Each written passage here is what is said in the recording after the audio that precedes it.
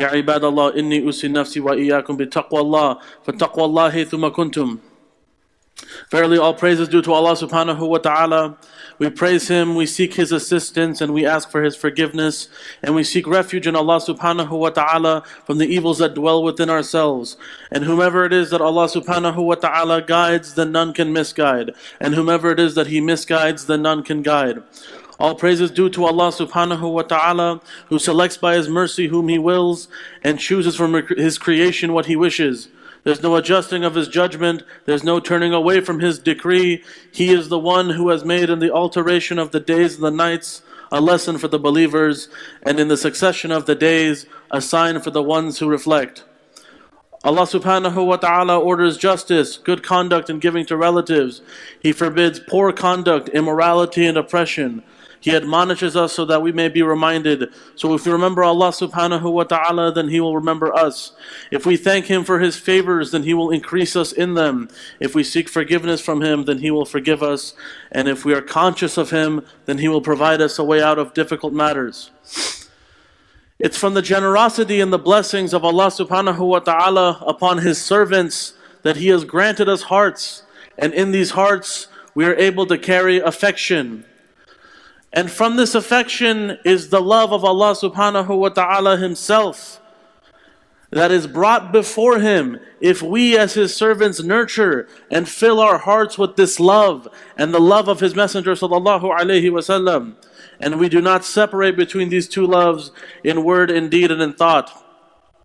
The love of the Prophet sallallahu alaihi wasallam, this is part and parcel with the love of Allah subhanahu wa ta'ala. The one who does not love his messenger does not love Allah subhanahu wa ta'ala, even if they make the sternest of oaths that they love Allah. In the Quran, Allah subhanahu wa ta'ala tells us, قُلْ إِن كُنْتُمْ تُحِبُّونَ اللَّهَ فَاتَّبِعُونِي يُحْبِبُكُمُ اللَّهُ وَيَغْفِرْ لَكُمْ ذُنُوبَكُمْ وَاللَّهُ غَفُورٌ رَحِيمٌ. Allah subhanahu wa ta'ala, directly speaking to the Prophet sallallahu alaihi wasallam, He says, say to them, if you sincerely love Allah, then follow me. Allah will love you and forgive your sins, and He is all forgiving, most merciful. The Messenger of Allah sallallahu alaihi wasallam, he is the leader of the children of Adam alayhi salam. He is the guided mercy. He is the bestowed blessing.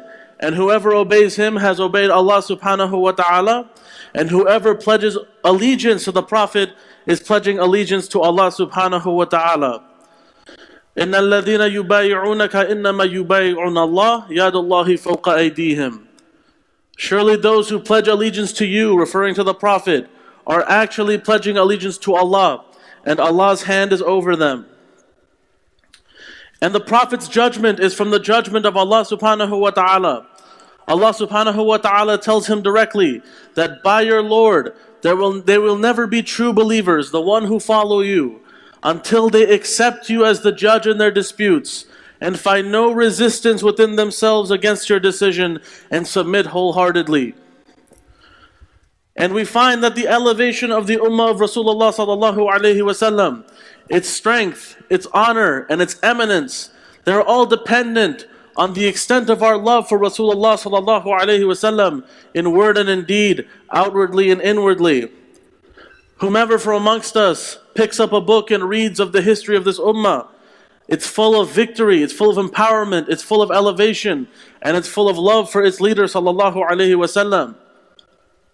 And if a people's love for the Prophet diminishes, if it weakens, if its support for him falls down, then that community becomes deserving of humiliation and degradation, and they'll find that others will prevail over them. The Prophet ﷺ, he said, لا يؤمن أحدكم حتى أكون أحب إليه من والده ووالده والناس أجمعين. None of you is a believer until I am dearer to him than his child, his father, and the whole of mankind. And Allah subhanahu wa ta'ala tells us that He'll never grant the disbelievers away over the believers. So when reflecting upon these, we identify that whoever loves the Messenger has truly believed, can count themselves among the believers. And the disbelievers will have no way over them, individually or communally.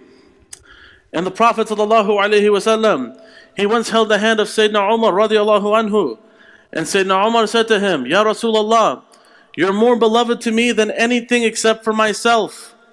And the Prophet replied to him, no, by whose hand is my soul? By him in whose hand is my soul. You will not have complete faith until I am dearer to you than your own self. And then Sayyidina Umar, he contemplated upon this. He took a second and he said, now by Allah, you are dearer to me than even my own self. And the Prophet ﷺ, he said, now Ya Umar, you are a believer. You've completed your belief. So the love of the Prophet ﷺ, it's not just a fanciful notion. It's not an unbearable obligation. But it is in itself spirituality, relaxation, true happiness. And it's granted to the ones who feel that love, who embody that love, who allow that love to transform them. And only the ones whose hearts are dead can belittle it or be indifferent to it. The characteristic of those with hard hearts, those who are cruel, those who are dedicated to the dunya, they fill their hearts with those things that remove them from the love of the Messenger sallallahu alaihi wasallam. Allah subhanahu wa ta'ala has linked the happiness and success of both worlds to following the Rasul, and has linked the misery of both worlds to disobeying him. For those that follow him, there's guidance, security, success, honor, sufficiency, pleasure, guardianship, support, and success in this world and the akhirah. And for those who oppose him, there's just humiliation, fear, misguidance, betrayal, and misery in this world and the akhirah. So we should be conscious of Allah subhanahu wa ta'ala by knowing that truly loving the Prophet sallallahu alaihi wasallam without following him in our actions, it's nothing but a claim. And a claim is nothing but words that pass through the throat of the one who says them. How can it be possible that the one who is arrogant has love of the Prophet when he was the best of those who humbled themselves before Allah subhanahu wa ta'ala? And how could it be possible that the one who loves to commit wrongdoing loves him when he was the most just of all people, sallallahu alaihi wasallam? So we should ask ourselves, isn't it a big disappointing? Isn't it a bit of a loss if there are inanimate objects and animals that are more conscious of his prophetic station than some of us, human beings who have minds and rational capabilities? The Prophet ﷺ, he said, إِنِّي لَعْرِفُ هَجَرًا بِمَكَّةِ كَانَ يُسَلِّمُ عَلَيَّ قَبْلَ أَنْ أُبْعَثَ إِنِّي لَعْرِفُهُ الْآنِ. I recognize the stone in Mecca which used to pay me salutations even before my advent as a prophet, and I recognize that now as well. Sayyidina Ali karamallahu wajhah, he narrated that he was with the Prophet ﷺ in Mecca, and they departed to one of its suburbs. And he said there was not one mountain or tree that was before the Prophet except that it said, peace be upon you, Ya Rasulullah. So we should marvel at these stories, at the greetings of the inanimate objects, at their longing to be with the Messenger of God. Like the time when the Prophet ﷺ, he entered a garden that belonged to a man from the Ansar, and he saw a camel, which upon seeing him began to affectionately shed its tears. And the Prophet came to it, and he wiped the temple of its head. And then it became silent, it calmed down. So then he asked, who is the master of this camel? Whose camel is this? And a young man from the Ansar, he came and said, this is mine. And so the messenger said to him, don't you fear Allah about this beast which he has given into your possession? It's complaining to me that you keep it hungry, that you load it heavily, and you fatigue it. Hassan al-Basri, he once said that even the wood like on this podium, it longs to be with the Messenger of Allah. It has a longing to meet him, even the wood. But you, the people, are more deserving of longing for him. So how can we long for him if we don't love him? How can we long for him if we don't support him? How can we long for him if we feel burdened by his commands and his prohibitions? It's from the mercy of Allah subhanahu wa ta'ala upon those who are responsible that he's guided us to the path that leads to him. He sent us messengers as warners, as bearers of glad tidings. He obliged us to obey them. These are the emissaries between Allah subhanahu wa ta'ala and His servants. They issue from Him, they receive His revelation, they convey His messages. And on the Yawm al-Qiyamah, they will be asked about their conveyance, and we will be questioned about our response to their message. يَوْمَ يَجْمَعُ اللَّهُ الرُّسُلَ فَيَقُولُ مَاذَا أُجِبْتُمْ. Consider the day that Allah will gather the messengers and say, what response did you receive? And since there's no messenger after the Prophet ﷺ, it's obligatory for all who hear his call to follow him and believe in him until the end of time. So what will he say about the response he received from us? And there's many verses in the Quran that converge upon the obligation to follow and obey the Messenger ﷺ and warn against disobeying him.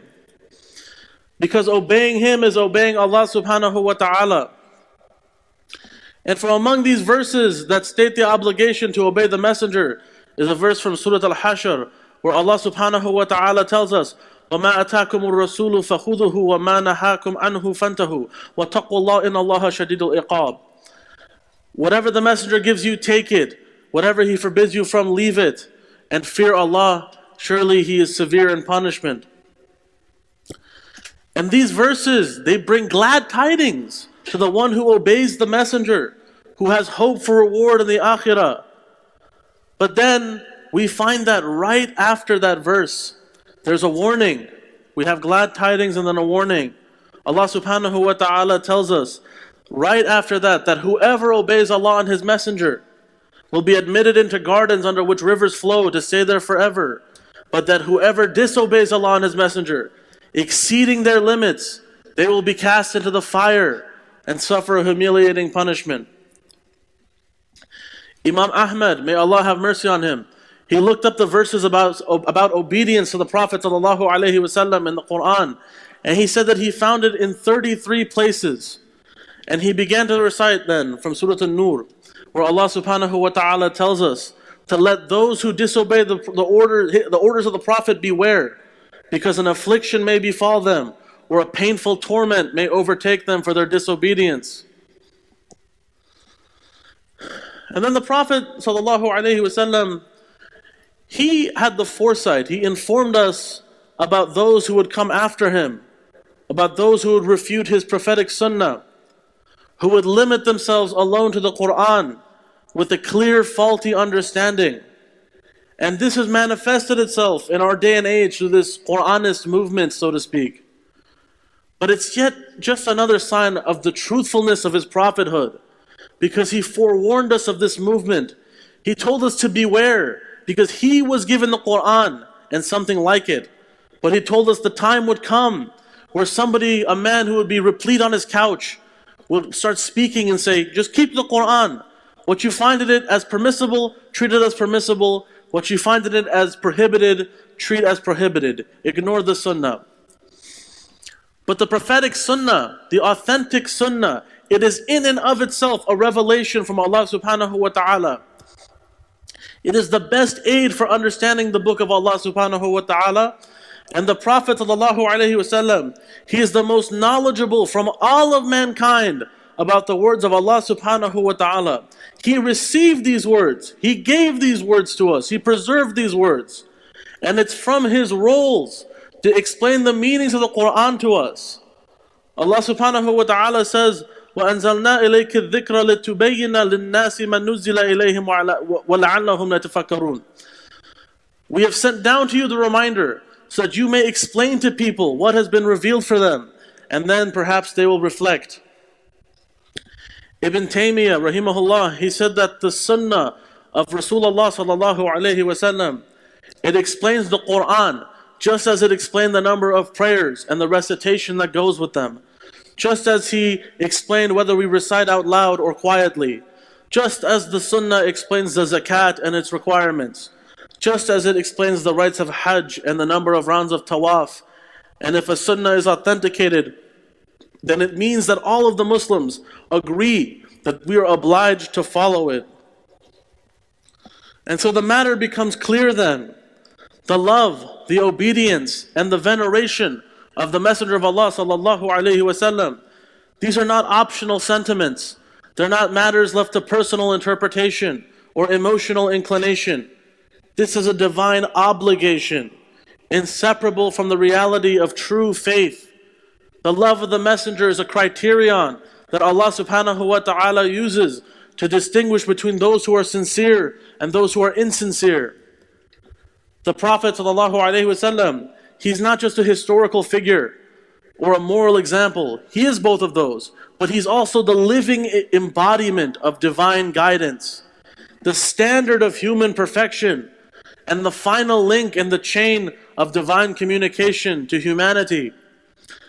The Prophet ﷺ, he's not just to be followed in prayer or fasting, but he's a guide for everything, every aspect of our lives. How we deal with our families, our neighbors, our financial ethics, our spiritual devotions, our character, and even how we handle our emotions. And Allah subhanahu wa ta'ala, He praises those who align their hearts with His heart, whose virtues and values are shaped by His sunnah, and whose love for Him transforms their behavior, softens their hearts, and disciplines their desires. Allah subhanahu wa ta'ala says, "An-nabiyyu awla bil mu'minina min anfusihim." The Prophet sallallahu alaihi wasallam, he's closer to the believers than even their own selves. So we should ask ourselves, if he's this close to us, how can we oppose him? How can we claim to love him, but live contradictory towards his teachings? How do we only remember him in the good times, but not imitate him in patience, justice, mercy, humility, courage, tawakkul? The Prophet sallallahu alaihi wasallam, he weeps for us even though he never saw us. He said, "I wish I could meet my brothers." And the companions asked, "Are we not your brothers?" And he said, "You're just my companions. My brothers are those who have not yet come, who believe in me without having ever seen me." Don't we wish to be included in that address? To be counted amongst those who the Prophet loved and longed to meet? And the answer should be yes. So we should follow him, love him, and hold his sunnah above all else. Recite salawat upon him regularly, filling our homes, our tongues, and our hearts with his remembrance. This true love of the Prophet leads to a deep sense of reverence for everything connected to him. His name should never be mentioned without sending salawat. His hadith should never be quoted carelessly without authentication. So do we love him like that? Do we yearn for him in our du'as like we yearn for relief in our hardships? On that day when all the prophets will say, "Nafsi, nafsi," our Prophet ﷺ will say, "Ummati, ummati." So we should cling to him and hold fast to his sunnah, even if everybody around us mocks us for it. We should seek to be of those who revive his guidance in a time of extreme confusion, where people are in desperate need of his guidance. The path to Allah subhanahu wa ta'ala, it passes directly through the love of the Messenger sallallahu alaihi wasallam. There's no reaching Allah subhanahu wa ta'ala without following his beloved messenger and guide sallallahu alaihi wasallam. And so we ask Allah subhanahu wa ta'ala to unite our hearts upon the love of the Prophet sallallahu alaihi wasallam. We ask him not to allow a single heartbeat pass except that it pulses with longing for him. We ask that he raise us in his company, under his banner, and entering Jannah alongside him. And we ask him to make us from amongst those who know and love the Messenger sallallahu alaihi wasallam, and to make us amongst those who follow the perfect example of the Prophet sallallahu alaihi wasallam. Ya Allah, we ask that you help us remember you, thank you, and worship you in the best manner. Ya Allah, forgive us our sins, the major, the minor, the first, the last, the apparent, and the hidden. Ya Allah, make us amongst your most grateful servants and grant us the ability to express our gratitude in ways that are most pleasing to you. Ya Allah, we ask that you guide us to be a source of support and relief for the oppressed. Ya Allah, we ask you to grant the people of Palestine justice, peace, and freedom. Ya ask you, Ya Allah, for your forgiveness and your guidance. هذا واستغفر الله لي ولكم فاستغفروا إنه هو الغفور الرحيم توبوا إلى الله يا التواب تب علينا